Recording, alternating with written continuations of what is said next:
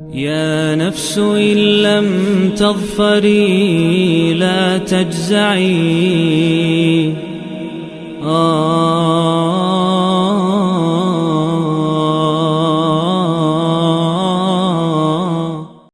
اعوذ باللہ من الشیطان الرجیم بسم اللہ الرحمن الرحیم۔ دوستو، آج ہم سورہ آل عمران کا 8واں رکوع اور تیسرے پارے کا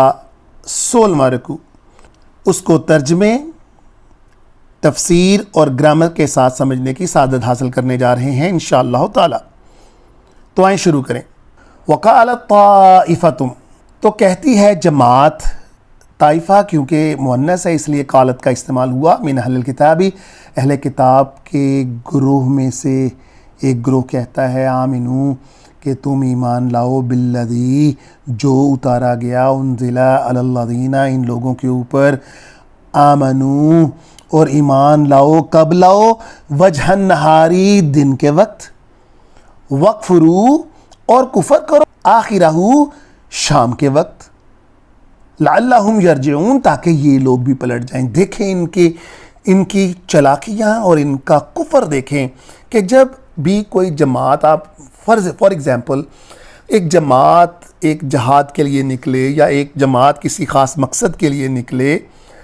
تو ان میں سے آدھے لوگ اگر کٹ کر واپس پلٹ جائیں تو آدھے لوگوں کا تو حوصلہ ویسے ہی ٹوٹ جاتا ہے، اور وہ کچھ لوگ، سادہ لوگ، جو کہتے ہیں کہ یہ بھی لوگ نماز پڑھ رہے تھے، یہ بھی دین کا کام کر رہے تھے، اگر انہوں نے اب اسلام چھوڑ دیا تو کوئی نہ کوئی تو وجہ ہوگی۔ اس طرح سے پلٹ کر یہ لوگ وار کیا کرتے تھے۔ وَلَا تُؤْمِنُوا، اور تم ہرگز یقین مت کرنا، ولا، اور نہ، تؤمنو، تم یقین مت کرنا، الا، ما سوائے، لمن تابعہ، جنہوں نے تمہاری فالوئنگ کی، جو تمہارے فالوورز ہیں، دینکم، کس کے اوپر؟ تمہارے دین کے اوپر چلنے والوں کے اوپر، اور کسی پر بھی یقین مت کرنا۔ قل، کہہ دیجئے، ان الہدا، کہ ہدایت تو وہی ہے، کون سی ہے؟ ہد اللہ، جس کو اللہ ہدایت دیں۔ اور یہ لوگ آپس میں باتیں کرتے ہوئے خوف کھاتے تھے اور ایک دوسرے کو ڈراتے تھے، کیا؟ ان یؤتا احد مثلا، اگر کسی کو دے دیا گیا، یؤتا، دے دیا گیا، احد، کسی ایک کو، احد مثلا، کسی ایک کو، اس جیسا، ما اوتی تم، جو تمہیں دیا گیا، اور یحاجوکم، اور وہ پھر جھگڑا کرے گا تمہارے ساتھ، عند ربکم، اللہ کی بارگاہ کے اندر۔ یہ لوگ اس بات کے اوپر اتنے جیلس تھے کہ جو ان کو دیا گیا ہے وہ کسی اور کو نہ دیا جائے، تاکہ کوئی بھی ان کے مقابلے میں آ کر کھڑا نہ ہو جائے۔ قل، تو اللہ تعالیٰ فرماتے ہیں، کہہ دیجئے، ان الفضل، کہ فضل جو ہے اللہ تعالیٰ کا، بیاد اللہ، کس کے پاس ہے؟ اللہ کے ہاتھ میں ہے، یؤتیہ من یشاء، وہ دے، یؤتی کا مطلب دے، عطا کرے، من یشاء، جسے مرضی چاہے، واللہ واسع علیم، اور اللہ تعالیٰ کا علم بہت واسع ہے، اسے بہت بہتر پتہ ہے کس کو کیا چیز کب، کیسے، کیوں دینی ہے۔ یختص برحمتہ، وہ اخذ کر لیتا ہے، وہ مخصوص کر لیتا ہے، برحمتہ، اپنی رحمت کے لیے ہی، یہاں پر اللہ تعالیٰ کی وہ رحمت، من یشاء، جسے وہ چاہے، واللہ ذو الفضل العظیم، اور اللہ تعالیٰ بہت فضل کرنے والے ہیں اور بہت عظیم ہیں۔ ومن، اور جو، من کا مطلب جو، اہل الکتابی، اہل کتاب میں سے، من، وہ بھی ہیں، ان تأمنہ، اگر تم انہیں امانت دے دو، تم، تأمنہ، اگر تم انہیں امانت دار مقرر کر دو، بقنطار، کسی خزانے کا، قنطار خزانے کو کہتے ہیں، یؤدیہ، وہ پلٹا دیں گے، وہ واپس کر دیں گے، ود کر دیں گے، الیکا، آپ کو، ومنہم، اور ان میں سے ہی ہیں کچھ، من ان تأمنہ، کہ جن کو اگر، تأمنہ، ان کو آپ مقرر کریں امانت دار، کس کے؟ بدینار، ایک دینار کے بھی، لا یودیہی وہ واپس نہ کریں الیکا آپ کو الا ما دمتا ایکسیپٹ ما سوائے الا کا مطلب ما دمتا کا مطلب ہوتا ہے کانسٹینٹلی لگاتار مسلسل علیہ اس کے اوپر قائمن اس کے اوپر قائم رہیں کھڑے رہیں اور لگاتار اس کو جھنجھوڑتے رہیں۔ اللہ تعالیٰ دو قسموں کے لوگ اہل کتاب میں سے بیان فرما رہے ہیں، ایک وہ جو تو خزانے کے خزانے بھی آپ کو واپس لوٹا دیں اگر آپ امانت رکھو، اور ایک وہ بددیانت لوگ جن کو آپ ایک دینار دیں تو بھی واپس نہ کریں ما سوائے آپ لگاتار ان کو یاد دہانی کرواتے رہیں اور ان کے سر کے اوپر ہی کھڑے رہیں۔ ذالک یہی ہے بِأَنَّهُمْ کہ وہ قالو کہتے ہیں لیسا علینا کہ نہیں ہے، لیسا کا مطلب نیگیٹو ہوتا ہے، علینا ہمارے اوپر نہیں ہے، فی الامیین ان جاہلوں ان پڑھوں بد دینوں یعنی اپنے علاوہ جتنے بھی وہ لوگ تھے کسی بھی مذہب سے تعلق رکھنے والے تھے، یہ یہودیوں کے بارے میں اللہ تعالیٰ فرما رہے ہیں سبیل ان کا کوئی حق ہمارے اوپر نہیں، یعنی اگر آپ ان کے پیسے کھا بھی جاتے ہیں تو تمہارے اوپر کوئی پرسش نہیں ہوگی، جس کا اللہ تعالیٰ یہاں پر بیان فرما رہے ہیں وَيَقُولُونَ عَلَى اللَّهِ الْكَذِبِ کہ یہ اللہ کے اوپر جھوٹ باندھتے ہیں۔ کذب کا مطلب جھوٹ، اللہ اللہ کے اوپر، مراد یہ اپنی طرف سے ہی باتیں گھڑ رہے ہیں۔ کس شریعت کے اندر ان کو یہ بتایا گیا کہ اگر کوئی بد دین، یعنی بد دین وہ اس کو کہتے تھے جو ان کے دین میں نہیں، اور کوئی ان پڑھ ان کے پاس کوئی امانت رکھوا جائے تو کھا جاؤ، یہ اصل میں ہیں ہی جھوٹے۔ وَهُمْ يَعْلَمُونَ اور وہ جانتے بھی ہیں کہ یہ کہیں نہیں لکھا ہوا، بلا فور شور یقیناً من اوفا بعہدہ جو، من کا مطلب جو، اوفا پورا کرے گا بعہدہ اپنے عہد کو، واتقا اور ڈرے گا، فإن اللہ بے شک اللہ یحب المتقین اللہ متقین سے محبت کرنے والے ہیں۔ ان الذین یشترون اور وہ لوگ جو تبادلہ کرتے ہیں، جو بیچ ڈالتے ہیں بعہد اللہ اللہ کے عہد کو، وَأَيْمَانِهِمْ اور اپنی قسموں کو،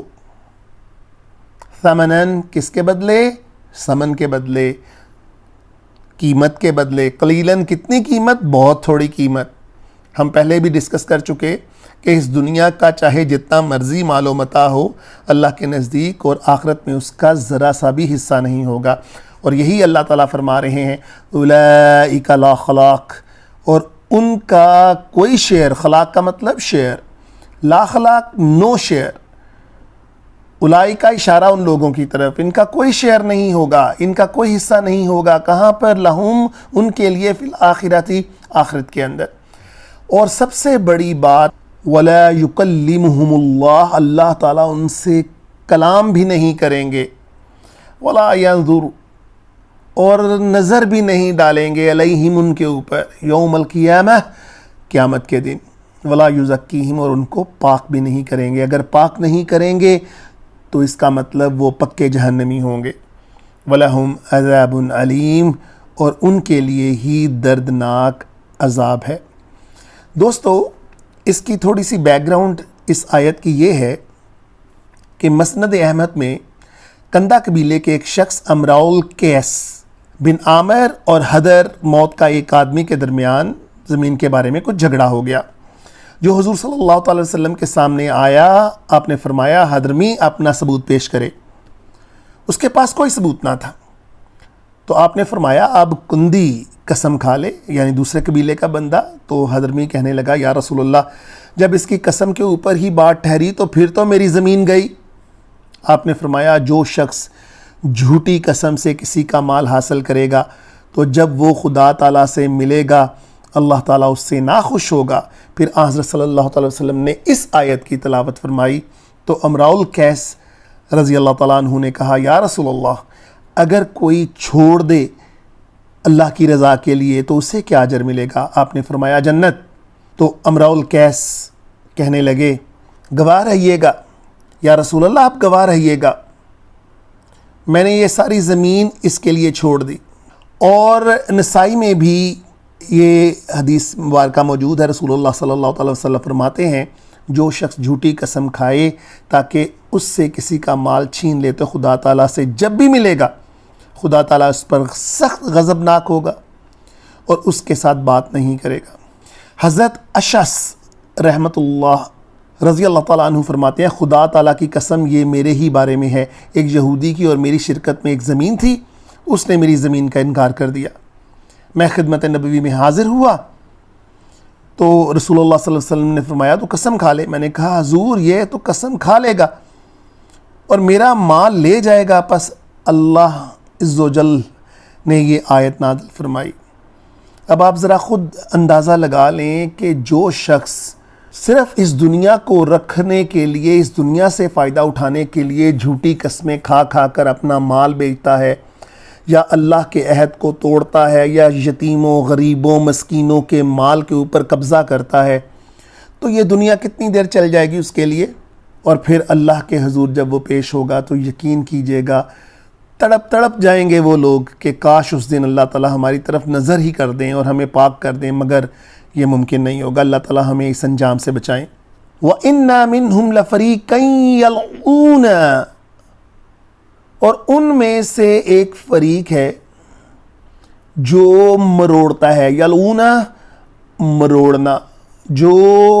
اپنی زبان کو السنتہم اپنی زبانوں کو مروڑ مروڑ کر ایسے ظاہر کرتے ہیں بالکتابی کہ یہ کتاب ہی پڑھ رہے ہوں،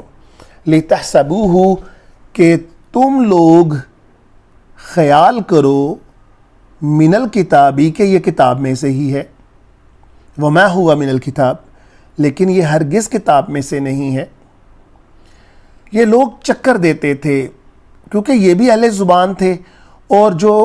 بیچارے ابھی نئے نئے اسلام قبول کر کے آئے تھے اور تھوڑے دور دراز کے علاقوں کے اندر رہتے تھے، یہ لوگ یہاں سے کچھ چیزیں سیکھ کر وہاں پر جا کر ان کو گڈمٹ کرتے تھے تاکہ یہ لوگ سمجھیں کہ یہ کتاب کے اندر سے ہی اللہ تعالیٰ فرماتے ہیں، یہ کیسے ہو سکتا ہے کہ یہ کتاب میں اللہ تعالیٰ ایسے فرما دیں۔